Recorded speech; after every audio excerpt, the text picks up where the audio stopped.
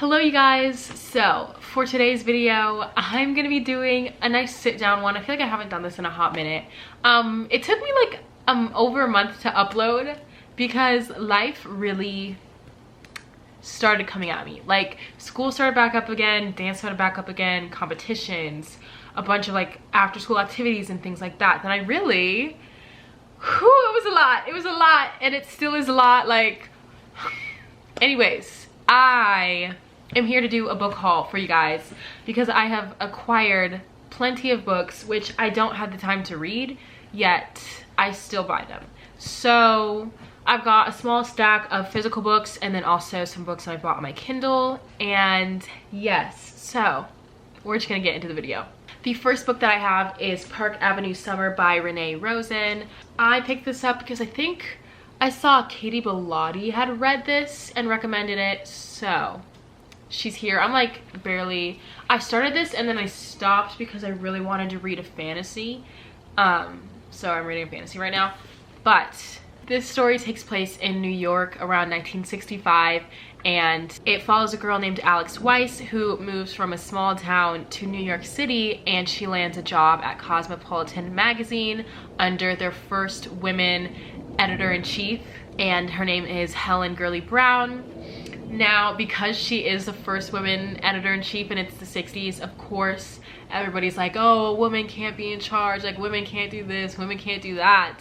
And people are resigning, trying to sabotage Helen, but Alice is determined to help her boss succeed, and so it just kind of follows their life in New York City in the 60s working at a magazine, and that just seems like a good time. So here we have it.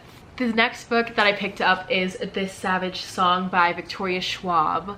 I have yet to read a Victoria Schwab or V.E. Schwab novel, so I'm very excited about this one. It has a really interesting premise, and I'm not gonna lie, the cover is what sold me because they used to have older covers that I didn't like as much, but they changed the cover and I think it's so pretty, and this is what the second one looks like, so it matches. I'm really excited about the cover, guys. But this story is about Kate and August, who are the heirs to this divided city, and if I'm believing this right, acts of violence turn into like physical monsters. And so the way that Kate wants to rule is to just let these monsters roam free, but August has a more compassionate side and like wants to protect and help people. But the catch is that August is one of those monsters. So I was like, wait a minute, what? And I believe he can like, I think, steal your soul with a song. That's why it's called This Savage Song. And he's, if you can see, playing the violin. I don't know if I'm understanding this correctly, but that's what I think this story's about. But basically, Kate gets kicked out of boarding school and is sent back home, and August sees this as an opportunity to kind of spy on her. But then there is an assassination attempt, so then they have to work together to kind of figure out who was trying to assassinate them or something like that. You guys, I don't know, but it sounds so intriguing and I can't wait to read it. Next up, we have The Seven Husbands of Evelyn Hugo by Taylor Jenkins Reid. I have heard nothing but great things about this book, and I'm very excited. I did listen to Daisy Jones and the Six on audiobook, which I really enjoyed. For me, it didn't quite live up to the hype. It was still a really great book, but I feel like Daisy Jones is a little overhyped, but a lot of people say they like this one a lot more, so I'm excited to see what my thoughts are about this. So this book follows Evelyn Hugo, who is this reclusive kind of Hollywood icon, and she finally decides to spill out her secrets to a journalist of her choice whose name is Monique, I believe. And everybody's wondering why Evelyn chose Monique because she's not a very well-known journalist, and Monique herself wonders why. But as she interviews Evelyn, she starts to learn more about Evelyn's past, her 7 husbands, and then also like kind of how their lives connect in present day. And apparently it's like very tragic, and I don't know, you guys, I see this a lot, and I really do like Taylor Jenkins Reid's writing, so I'm excited to see how this goes. Next up, we have a newer release, and that is Second First Impressions by Sally Thorne. I don't know when this video is going up, but this came out within the past couple of weeks. And I found it at Barnes & Noble before, like a week before it was technically supposed to come out. So that was exciting, even though I never got to it before it actually did come out. But Sally Thorne is the author of The Hating Game, which I read. Really enjoyed that one. It's a crowd favorite. I really enjoyed it. I didn't love it. Like, it's not my favorite romance book, but it's up there. It's really good. And so here's a new Sally Thorne novel. I'm so bad at explaining books, you guys, so I'm really gonna try my best. This is about a girl named Ruthie who works at this retirement home, and she's been working there for the past like 6 years, and she kind of gets into this routine, almost kind of like a rut, where she's not really living life even though she's still very young. And then she meets the owner's son named Teddy, who mistakes her for an older lady because she kind of dresses like an older lady and acts like one. And so to get revenge on Teddy, she hires him as a personal assistant for these like 90-year-old women who go through assistance literally every week because they're apparently super vicious and like don't like anybody. But Teddy goes ahead and just charms all of them and proves her wrong. And so they kind of start to become close and bond since they're both working there. And I'm very excited to see. I don't know why the thought of just like working at a retirement home just seems so cute and like kind of slow, but like very cute. I don't know. I'm just excited. Hello there. I just had to interject myself really quick because the way that I'm explaining these books, you guys are probably like, what the hell is she reading? I swear, you guys, these books are probably so much better than the way that I'm explaining them. I'm so sorry. So let's continue on. Next up, we have Where the Road Leads Us by Robin Riol, I believe is how you say it. This is also kind of a newer release, and I'm almost done with it. Okay, no, I'm like halfway finished with this. Also, the colors on this cover, so pretty. Anyways, this follows Jack and Hallie, who are practically strangers except for the fact that they shared one class together in high school. But it's a road trip story of them kind of finding themselves and where they want to go, where they want to be in the future. And I just thought this was perfect to pick up because I'm a senior in high school. I'm graduating in like a month, and that's crazy to think. And so like just reading a story about people trying to figure out who they are and where they want to go is exactly where I am in my life. So next we have The Honeymooners by Christina Lauren. I read this over spring break and it was the perfect like summery spring break read. This is about a girl named Olive whose twin sister is getting married, and Olive is in this kind of like ongoing feud, enemies thing with her brother-in-law. I'm like, wait. Yeah, with her brother-in-law. So that's her twin sister's husband's brother. Anyways, so at the wedding, everybody except for Olive and her brother-in-law eat this seafood buffet, and everybody gets sick, gets food poisoning, except for those two. And since Olive's sister is unable to go on her honeymoon, that is an all expense paid, non-refundable, she decides to let Olive go on that honeymoon, and her brother-in-law Ethan comes along with her. So they have to fake being engaged on this whole trip, and the faking turns into real feelings and emotions. And yes, the last physical book I have, I'm so excited for. I'm already almost halfway done. This came out last week. You guys, I've been so excited for it. And that is The Crown of Gilded Bones by Jennifer L. Armentrout. This is the third book in the From Blood and Ash series. These are thick books, you guys. Very thick. All three of them have been pretty hefty. But I love this series. I'm not going to tell you the premise of this book because I obviously don't want to spoil it. But From Blood and Ash, I've talked about it on this channel before. But it's about a girl named Poppy who is the maiden, which is basically someone chosen by the gods to partake in this ritual that happens not very often. It's called the Ascension. And so because of that, she's very sheltered. She wears a veil all the time, is only allowed to have like one friend, is constantly guarded.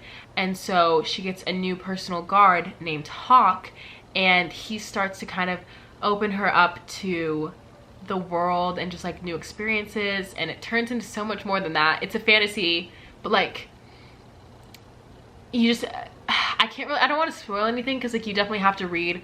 There's a lot of world building, but it's so good. It is adult fantasy, so for more of the older age, but so good, so good. So those were all the physical books that I've bought in the past couple of months. We're gonna move on to the ones I got on my Kindle, which I have this cute little Kindle case. It's from Bagoo, but I got off of Depop. But it fits my Kindle perfectly, and I have been loving this thing. So great. The first Kindle book that I got is Dance of Thieves by Mary E. Pearson. This story follows Jace and Cassie. Jace has become the new leader of his illegal dynasty as his father suddenly dies, and Cassie is sent to the place where this dynasty kind of rules over to infiltrate it, because technically this dynasty is illegal and they don't actually have any, what's the word I'm looking for, like legitimate power. But when Cassie arrives at the keep, she realizes there's more to Jace and his family than she once thought, and so she's kind of torn between fulfilling her mission but also her growing feelings for Jace and his family. And there's a lot more to it than that, but that's kind of like the basic premise, and I really enjoyed it. It's a duology. I've yet to read the second book, but that's because I have so many books on my TBR, like so many. There's so many good books coming out this spring as well. Crazy. So yeah, we then have Crave by Tracy Wolff. This book has very mixed reviews.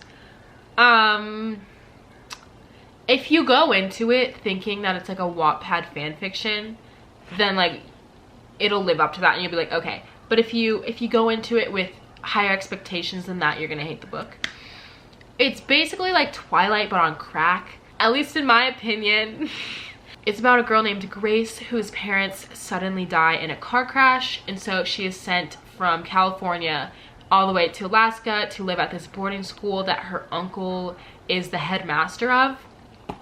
It is there that she meets the brooding Jackson Vega, who is a vampire, but she doesn't know that all of these like supernatural creatures exist. Jackson's a vampire with lots of deadly secrets, and they butt heads at first, and it kind of seems like they're enemies, but Grace starts to realize that there's a lot more to the story than that.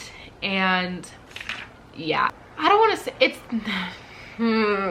it's definitely cheesy, and so don't have too high expectations. But is it entertaining? Yes it is.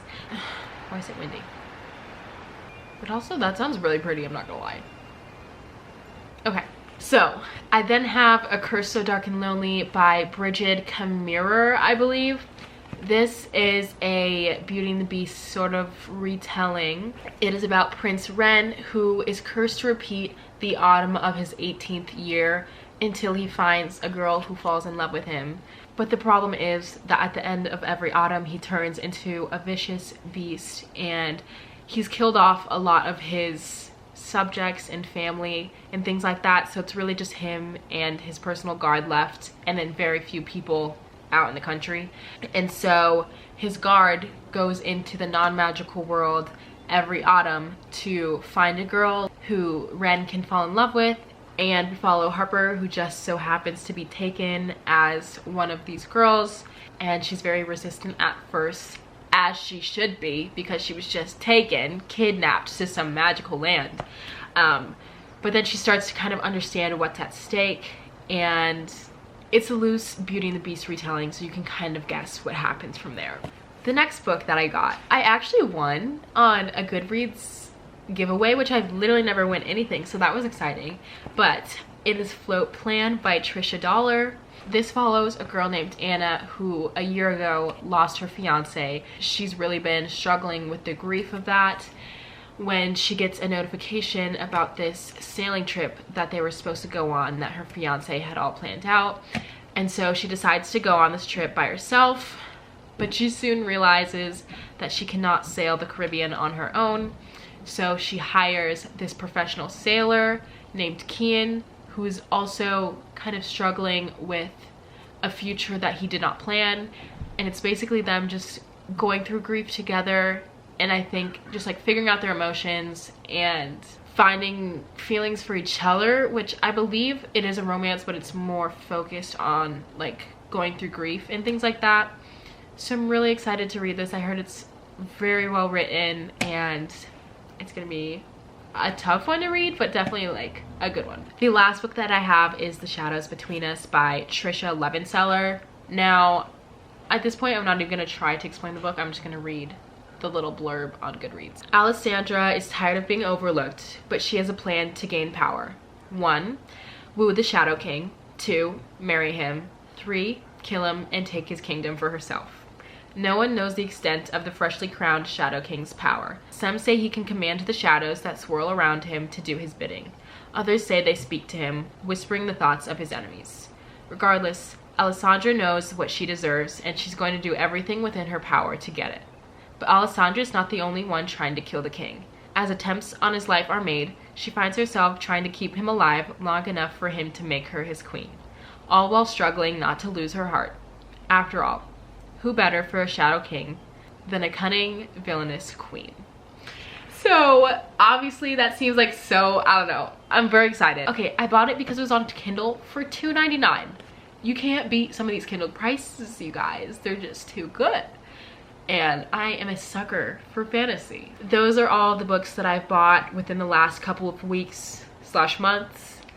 And I hope this kind of encourages you guys to pick some of these up. If you've read any of these, please let me know. If you have recommendations, let me know.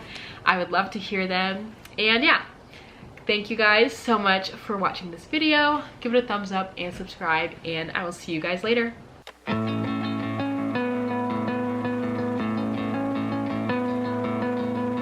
So long silent movies, the quiet dances on the screen.